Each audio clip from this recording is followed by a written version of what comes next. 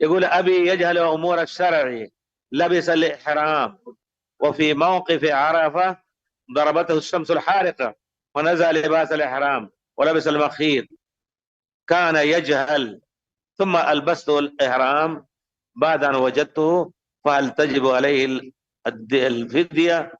يقول إن كان جاهلا بالفعل أو يكون ضعيف العقل، قد يكون قد بلغ من العمر عتية، إذا كان ضعيف العقل وجاهلا بالفعل فليس عليه فدية. إن كان عالما بكونه حراما فعليه فدية، وهو شاة، ليس فدية الأذى، انما فدیت الشاة فقط. تو کہتے ہیں کہ میرے والد نے احرام باندھا اور جب گرمی لگی تو احرام نکال کر کے کپڑے پہن لیے، پھر جب میں نے ان کو پکڑا احرام پہنا دیا تو کیا؟ اور کہتے ہیں کہ وہ جاہل ہیں، اگر جاہل ہے تو اللہ تعالیٰ معاف کرے گا، فدیہ نہیں، لیکن جان بوجھ کر کے اگر کیا ہے تو ان کو ایک بکری کی قربانی دینی ہوگی۔